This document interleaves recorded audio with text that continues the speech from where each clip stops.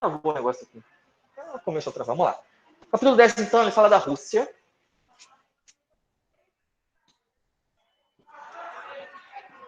Só que a Rússia czarista até... A gente vai até 1905. Então vai ter dois momentos. Esse ano aqui foi um ano importante, assim. Teve alguns acontecimentos bem marcantes que são chamados de ensaio geral. Os historiadores adoram chamar esse ano de um ensaio geral, como se aqui tivessem ensaiado a revolução que aconteceu 12 anos depois. Mas para entender isso aqui, tem que vir para cá. O que era a Rússia? O que era a Rússia? Como é que estava a Rússia? Como é que não estava a Rússia? E a Rússia, desde 1613, ela era governada por uma família. Governada pela dinastia dos Romanov.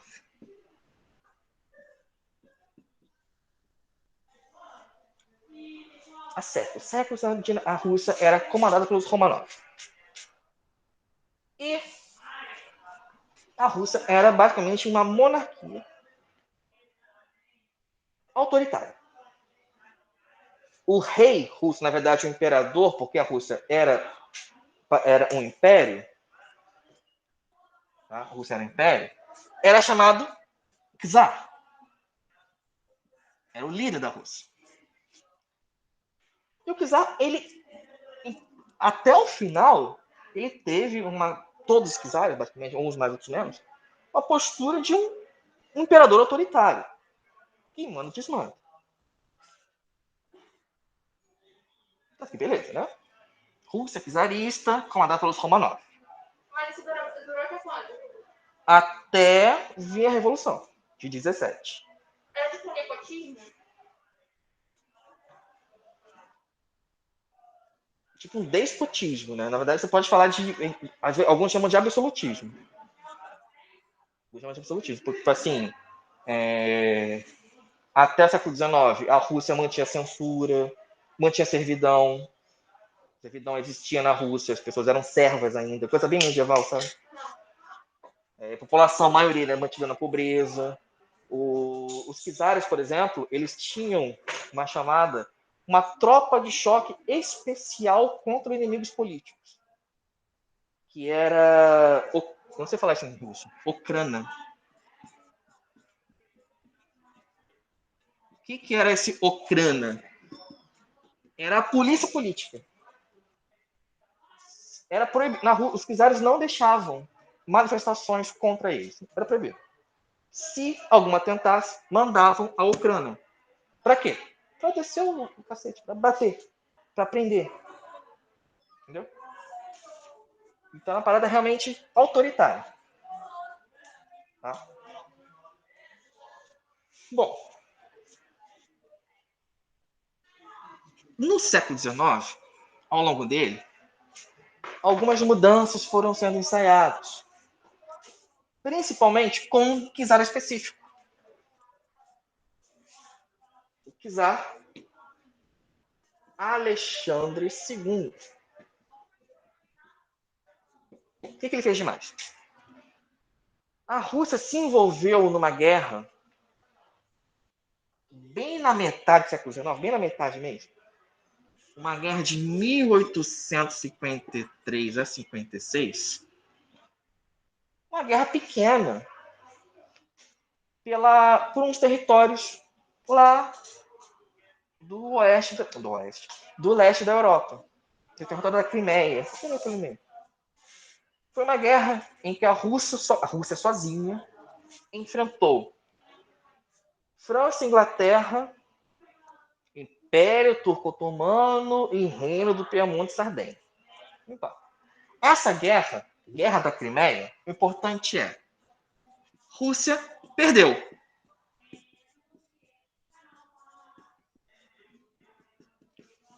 Rússia perdeu a guerra. E o fato da Rússia ter sido derrotada na Guerra da Crimeia levou o czar Alexandre II a fazer uma série de reformas. Ele entendeu que a Rússia estava atrasada. Que a Rússia se encontrava atrasada. Então, ele falou, vou começar uma série de reformas para dar uma aliviada na população e começar um processo, engatinhando ainda, de modernizar a Rússia. Então, o que ele fez de início? De início, ele aboliu a servidão.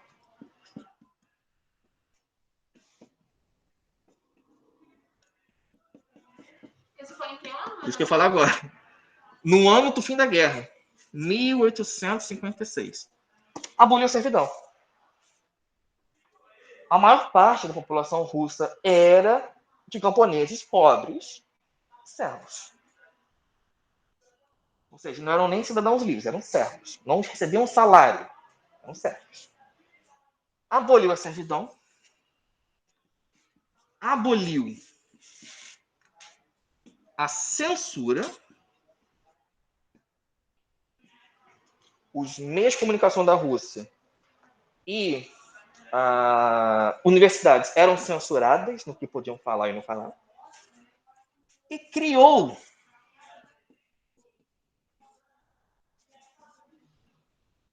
câmaras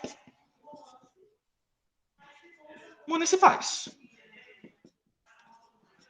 Para que câmaras municipais? Simples.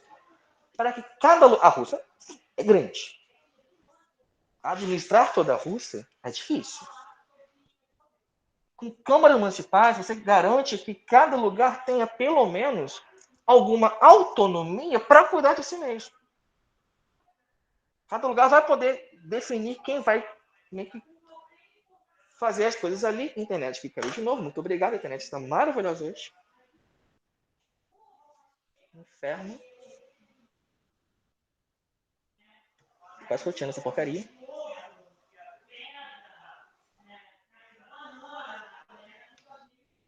Voltou. Beleza. Então, é essa a intenção. Colocando câmaras municipais, você garante que, naquele território enorme, as cidades, pequenas províncias, comecem a ter alguma capacidade de se governar, sem ir contra o czar. Jamais. Mas um governo mais próprio. Beleza. Bonzinho. Uma boa reforma. Mas e aí? O que aconteceu? Aconteceu que ele desagradou muita gente. Primeiro, os nobres russos não gostaram. Quando ele abole a servidão e abre câmaras municipais, a aristocracia russa em geral não gostou. Os aristocratas russos perderam privilégios, né? Eles perderam regalias, então eles não gostavam. Mas, tem uma coisa. O czar aboliu a servidão. Não fez nada para a pobreza dos camponeses. Ele agiu bem ao abolir a servidão, mas não se preocupou em... E aí? A galera que era servo vai trabalhar, vai comer, e aí? O abolir a servidão manteve as pessoas pobres, porque não deu nenhum amparo, algum auxílio. Daí que, mesmo ele tendo feito uma coisa boa, botar assim, para boa parte da população pobre e explorada da Rússia, continuaram pobres e explorados. Exatamente essa é a ideia. Não é porque a pessoa não é mais serva que não tem que continuar trabalhando. Tinha que continuar trabalhando, de fato. Porque agora procurando um patrão, um empregador que paga um salário, né? Nessa lógica. Então, para a população em geral, mesmo não sendo mais servos, a qualidade de vida da população em geral, desculpa, não mudou. Não mudou. Daí, ao mesmo tempo que as reformas dele geraram insatisfação com nobres aristocratas russos, também geraram satisfação em pessoas pobres, porque continuaram pobres, continuaram sendo exploradas, continuaram o que era tenso na Rússia, morrendo de fome. Tem que lembrar que a Rússia é um país do extremo norte, um país frio. Não é fácil você trabalhar na terra para poder plantar. Não é todos os lugares que conseguem isso. Então, essa questão da fome na Rússia é uma coisa antiga. No século XIX, então, está em alta. Tá? Essas formas dele, então, começam a fazer com que surja na Rússia oposições ao czar. Oposição descarada. Oposição que antes era proibida, aqui pode começar a ser aberta, exposta. Tá? As formas dele, então, geram oposição ao czar. Você mete aqui? Vai pagar? Vou pagar Alexandre II. Uma pergunta até aqui? Tranquilo? Tranquilo mesmo? Pessoal de casa, tem uma pergunta?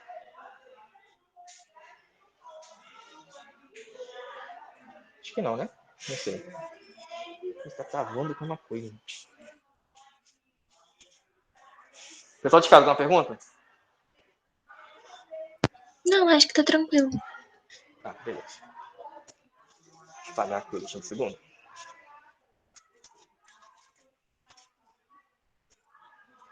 Então, após as reformas dele, nós começamos a ver um surgimento de grupos procurando realizar mudanças na Rússia. E ficou muito marcado uma série de grupos chamados de... A caneta morreu. Era uma vez uma caneta. Grupos chamados de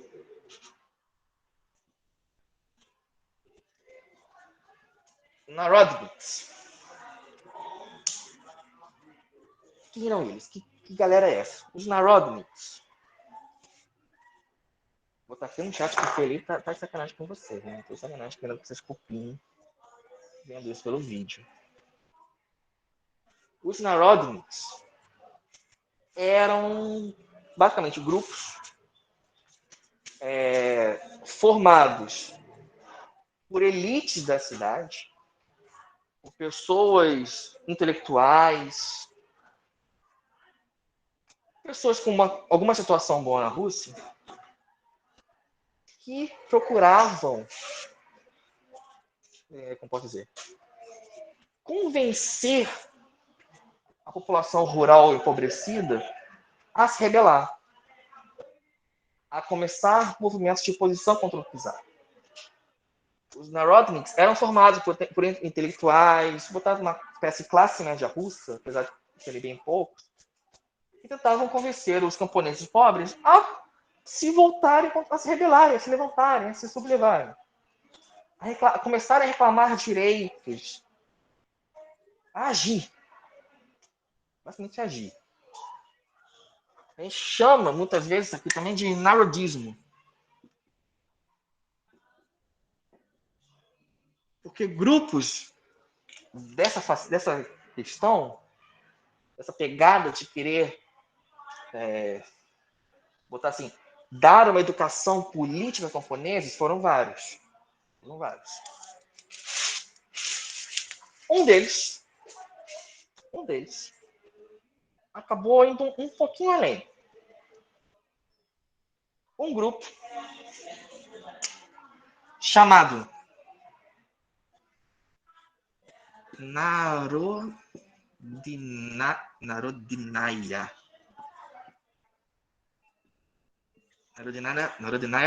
Volia. Narodnaya, é isso? Narodnaya Volia. Que eu não lembro o que quer dizer em português. Eu acho que é algo como vontade da Rússia, vontade do povo, uma coisa assim. Esse grupo, que era dos Narodniks, era um grupo intelectual, matou o czar. Em 1881, Mataram o czar. Alexandre II. Matou o czar. Executaram o czar. Mataram. O czar que aqui fez reformas, aqui foi morto por esses grupos que surgiram de oposição. Morreu o czar. E aí? Ficou tudo de boa? Não. Quando o czar Alexandre II é morto por um desses grupos, o filho dele, Alexandre III, né, mantém o nome de Alexandre para ser mais fácil, assume o governo, assume o poder, com muito amor no coração, contente, feliz que o pai dele foi morto. E ele, o que ele faz? Ele aumenta a repressão na Rússia. A morte do Alexandre II, em 81, que fez o Alexandre III virar czar, aumentou a repressão.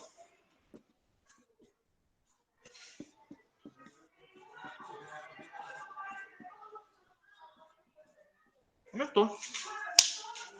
Ficou realmente proibido se manifestar, ficou proibido criticar o governo. A repressão veio com muita força, com bastante força contra as pessoas.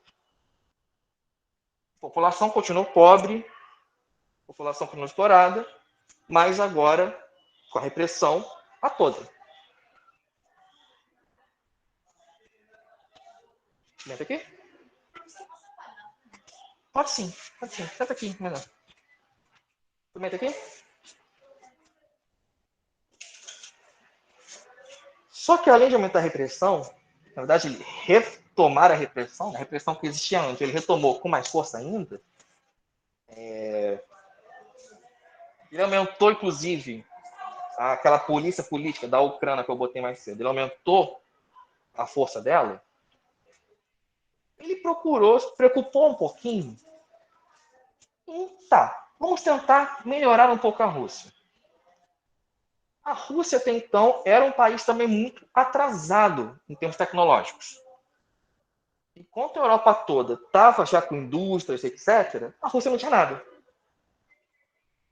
Então, além de aumentar a repressão, ele vai procurar começar a industrializar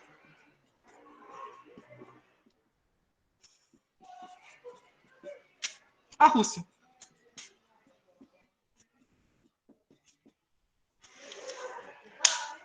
Ele vai começar um processo de usar capital, usar recursos franceses e ingleses para, de forma controlada pelo governo, começar um processo de industrialização na Rússia. Foi bem pouco, foi bem leve, bem controlado e bastante restrito a poucas cidades. Oi? Fofinho, né? Restrito a poucas... Gente, vocês liberaram, né? A poucas cidades.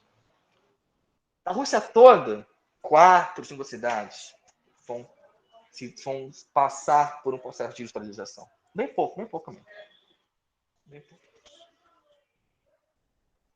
Mas nem sendo pouco, a Rússia vai começar a ter trabalhadores de indústrias e vai começar a ter donos de indústrias. E isso nas cidades se tornaram importantes. Os donos de indústrias, a burguesia russa, que começa a caminhar a partir do Alexandre III, vai se tornar uma força política. E os trabalhadores das indústrias também. Mesmo que clandestinamente. Uma pergunta até aqui? Tô indo rápido demais? Tá não?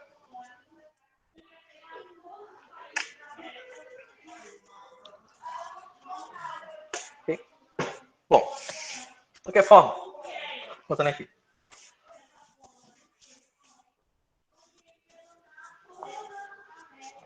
esse começo de industrialização, então, foi uma coisa bem pequena e controlada pelo governo.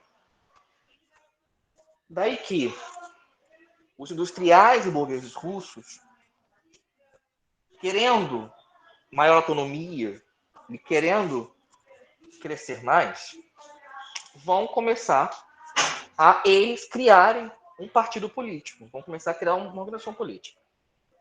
Eles vão criar o Partido Constitucional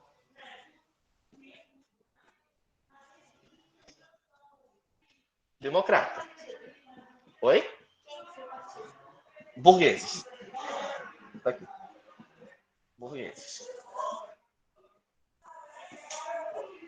A intenção deles com esse partido, Partido Constitucional Democrata, era eles passarem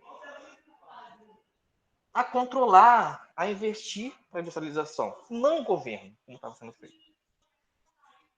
Boa parte das indústrias estava pelo czar. Eles não, eles queriam reivindicar que eles, enquanto donos de empresas, eles, enquanto burgueses, eles investissem nisso. Eles criassem novas indústrias, ampliassem, etc, etc, etc. Do outro lado, os trabalhadores russos também passaram a se organizar. Agora, estou falando de trabalhadores de indústrias, trabalhadores operários. E, ao mesmo tempo, basicamente, que surgiu o Partido Constitucional Democrata, vai surgir o Partido Operário Social Democrata. Partido Operário Social Democrata Russo? Isso. Partido Operário Social Democrata Russo. O nome já diz. Estou falando de operário. Estou falando de trabalhador de indústria. O Partido dos burgueses, dos donos das empresas, queria que eles tomassem as rédeas e tomassem o controle da industrialização. O operário está preocupado, obviamente, com a qualidade de vida dos trabalhadores. Com regulamentação do salário, com melhoria da qualidade de vida da população. Né? A preocupação aqui é de ordem mais social, geral. Aqui é mais uma preocupação econômica de crescimento. Ok? Mais ou menos? Mas só pensar, se o Partido Operário ligado aos trabalhadores não vai querer exatamente crescimento econômico, vai se preocupar mais com questões de auxílio, de questões de melhoria de qualidade de vida geral. Já os donos de empresas não, vão se preocupar mais com um crescimento gerenciado por eles. Ok? Bom, o relevante disso aqui foi o seguinte. O Partido Operário Social Democrata Russo vai ter muita relação com ideias socialistas e comunistas que, na época, circulavam pela Europa toda. E esse partido vai lançar um manifesto. E lança esse manifesto em 1898. E esse manifesto diz o seguinte. Esse manifesto dizia: a Rússia terá uma revolução. Essa revolução fará a Rússia ter um socialismo. Bom, até diziam, esse processo será primeiro, vai acontecer um fortalecimento das empresas de burguesia, depois os trabalhadores tomarão o poder e a Rússia vai virar socialista. Bonito, bacana. O czar gostou? O czar achou legal? O czar apoiou? Não. Assim que o Partido Operário lança o manifesto, o partido é criminalizado. A polícia daquela Ucrânia é mandada para prender os dirigentes do partido. O partido se torna algo que existe apenas à margem da sociedade, marginalizado. Ele foi dissolvido à força pelo czar. Pessoas foram presas, pessoas morreram, pessoas fugiram para os países. E pessoas se esconderam. Tudo por quê? Começaram a propor uma mudança radical na sociedade, no país, no Império Russo. Império Russo. Obrigado. E aí, ficou por isso mesmo? Não. O partido continuou existindo na marginalidade. Mas continua existindo. Tá? Uma coisa relevante dele, só para fechar a parte dele, é que dele vão surgir dois grupos que vão começar e continuar atuando na Rússia nos anos que vêm depois.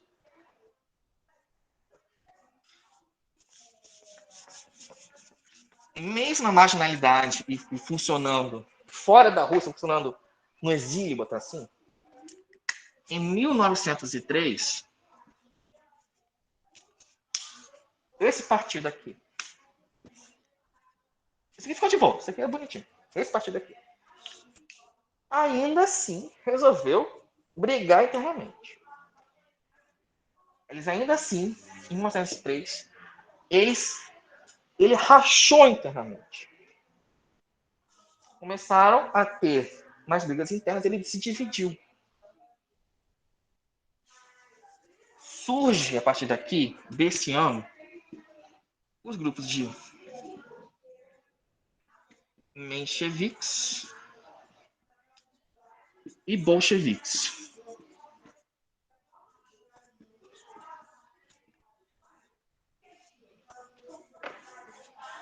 Esses dois vão surgir a partir de uma divisão interna desse partido.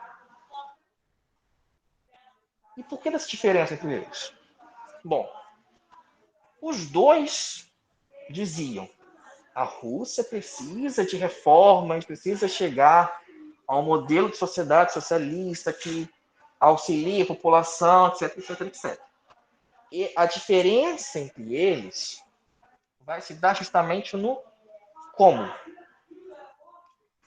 Como que a Rússia vai chegar a tal ponto? Pergunta doendo.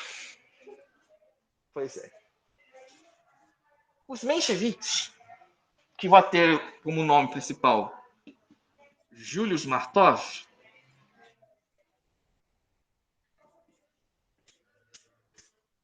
os mencheviques, essa mudança na Rússia vai acontecer de forma leve, por meio de reformas sociais feitas pelo governo e processo eleitoral.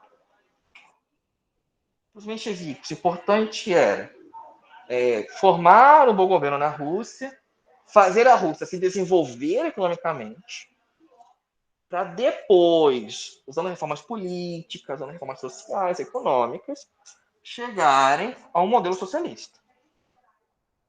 Então é uma coisa gradativa, uma coisa que queria desenvolver a Rússia para depois chegar lá. Fala. Econômico, tá? Social. Para os bolcheviques, não. Os bolcheviques vão ter alguns nomes principais, como o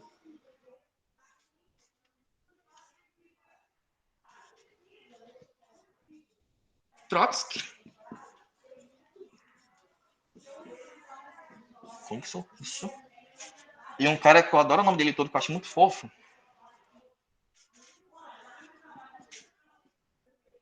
Vladimir Ulyanov.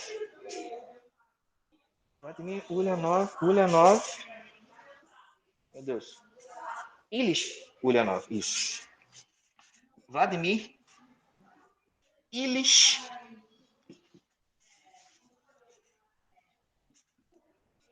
Ulyanov. Bonito, né? Vladimir Ilyich Ulyanov. Tá certinho, gente, lembrei. Ulyanov. Ou, que tinha o apelido de Lenin.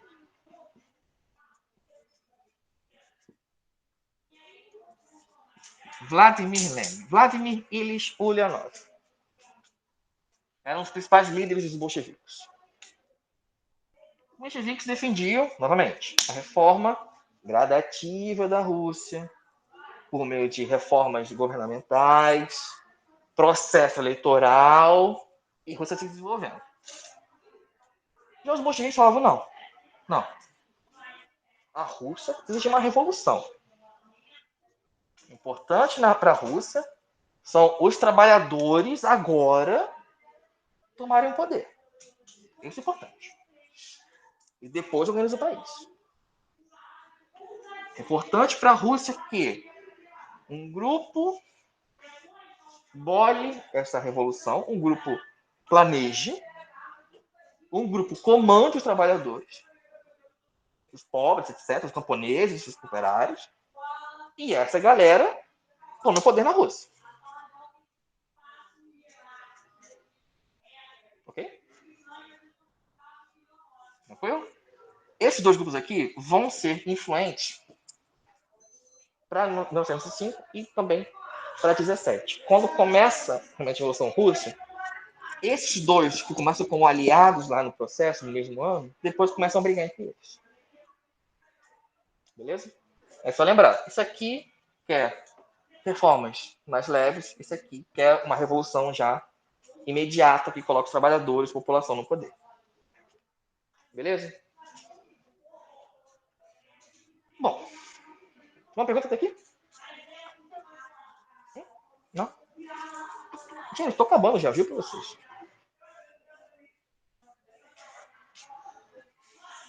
Aí, posso pagar? Thiago, não apaga essa parte aí do Leon Trotsky. Vou apagar aqui.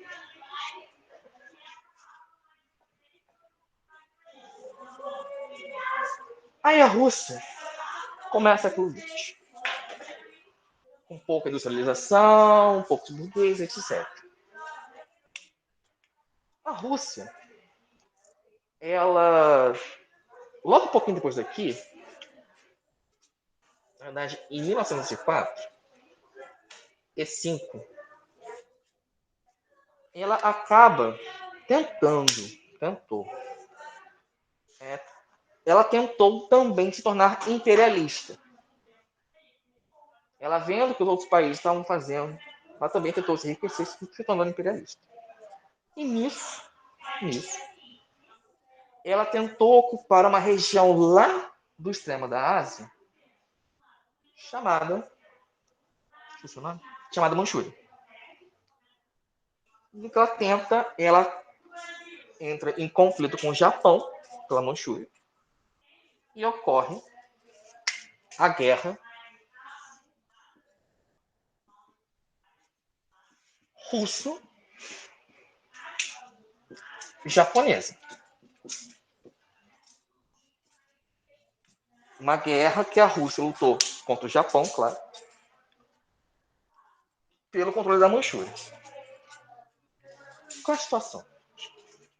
A população russa não estava preparada, vamos dizer assim, para uma guerra. A economia russa não estava boa para uma guerra. A população russa vinha aquela questão de uma pobreza que se alastrava há muito tempo, deu subindo a servidão. Então, a guerra, e pior, a derrota na guerra, porque quem vence a guerra é o Japão, a derrota na guerra piorou ainda mais a situação da população. Piorou, assim, quando a guerra termina, no início de 1905, piorou. E a população, em geral, assim, a população mesmo, falou, vamos fazer alguma coisa. Em janeiro ainda, fala agora de 1905. Em janeiro. Um padre ortodoxo, que o nome não me lembro agora. Realmente fugiu o nome do pai. Organizou uma espécie de uma passeata. Uma passeata. Convocou centenas de milhares de pessoas, trabalhadores, mulheres, crianças. E eles foram caminhando para o Palácio de Inverno. O Palácio de Inverno era o nome da residência do czar. Era onde o czar morava, era a sede do governo. A intenção da passeata era eles levarem um... Como é que é o nome daquele negócio?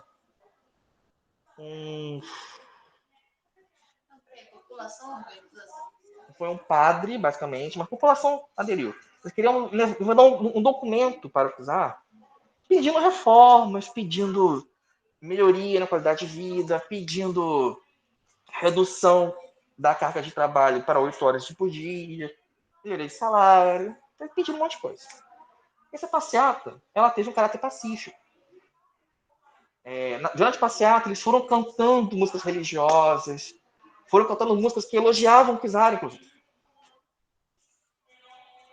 Foi no domingo. Eu tava lá, foi no domingo. Real, foi no domingo mesmo. O que aconteceu?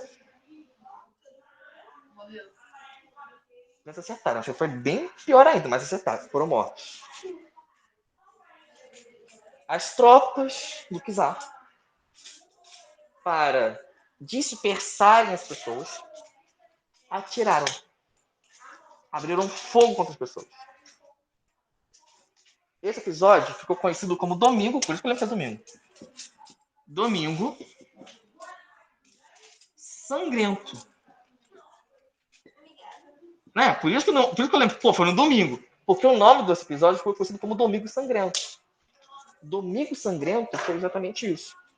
A população russa indo pedir mudanças e melhorias, uma pacífica, cantando musiquinhas de viva o czar, não sei o quê, e tomando tiro e sendo morta no caminho. Morreram mulheres, morreram crianças, morreram idosos, morreu muita gente. Morreu muita gente. Isso aqui foi em janeiro de 1905. Após isso aqui, a situação na Rússia de revoltas e motins e passeatas piora, porque se eles estavam indo pedir melhorias para o czar e ainda elogiando o cara e morreram, muitas pessoas falaram, não dá mais a situação. Então, o Domingo Sangrento, ele foi o estopim para uma série constante de greves, mobilizações, passeatas e pequenas revoltas ao longo de todo o ano. Foi o estopim para começar um contexto enorme da população russa em peso, reclamar e pedir mudanças. Um elemento que surgiu nisso que foi importante foram os sovietes. O que eram os sovietes? Eram assembleias que juntavam camponeses do campo, obviamente da lavoura, e operários da cidade. Ou seja, assembleias de trabalhadores do campo da cidade que juntos começaram a organizar as greves, as passeatas, as mobilizações e reivindicações. Os sovietes se espalharam rápido pela Rússia, começou a surgir aqui e se espalhou muito. Foram muito fundamentais para fazer as reivindicações. Deu certo? Até que deu. Depois de bastante caos, de 1905, o czar, acho que já era o Nicolau II, não lembro agora, acho que já era, fala, ok, tudo bem, eu vou atender as demandas. Ela até levantou o sobrancelha, tipo, meu Deus, sério? Calma que não foi tão bonzinho assim não, vamos lá. O czar falou, vou atender as demandas. Ok. Vou conceder liberdades, vou adotar uma constituição, ou seja, vou instaurar uma lei que esteja acima de mim. Quando eu falo do país adotar uma constituição, estou querendo dizer que ele vai ter uma lei controlando o czar. Tá? Ele promete adotar uma monarquia constitucional.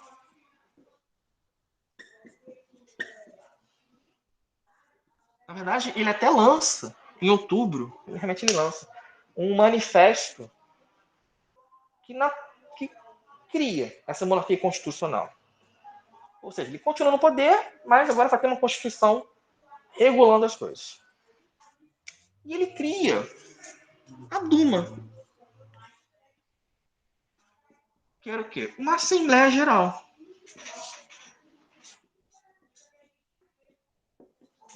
A Assembleia Geral, o objetivo dela era justamente governar a Rússia junto do czar, para o czar não ser mais o grande mandão. Então o czar falou, olha aqui, vou ficar bonzinho. Vou atender os seus pedidos, vou atender algumas coisas aqui, fica lá, dei uma enrolada na situação. E aí, o que aconteceu?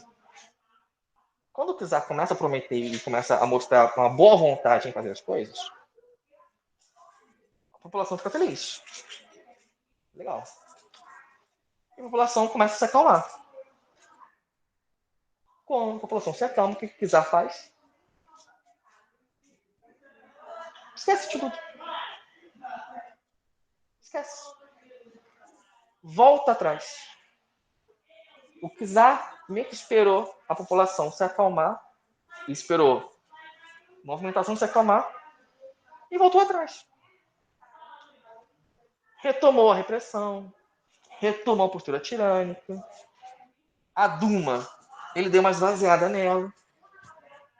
E ele criminalizou os sovietes. Criminalizou, tornou crime os sovietes.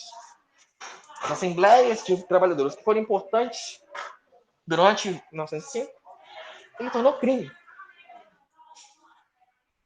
Daí que? Resumindo. Como fala o nome dele mesmo? Quem? Cara, eu não lembro qual foi o czar. Deixa eu ver aqui rapidinho. Eu já tô terminando, na verdade. Não foi Alexandre III, não? Eu não sei se foi o Alexandre III ou Nicolau II. Deixa eu ver aqui.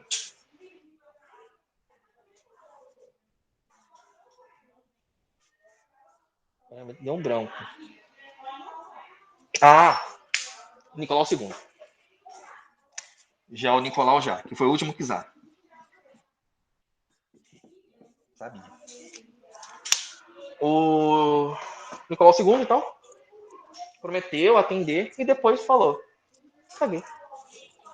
Voltou atrás, voltou a repressão, voltou a exploração da sociedade russa. E ficamos por aqui. E é isso por hoje. Tá bom. Glória. Isso aí dá uma dor de cabeça. Alguma pergunta, gente? Complicações. Nossa, tranquilo. Eu acho o nome dele muito complicado. Quem? O nome dele. É em russo, né? É impossível, tá? Beleza, por isso. Uma pergunta, pessoal de casa, tranquilo? Tranquilo? Eu cheguei atrasada. Qual que é a atividade mesmo?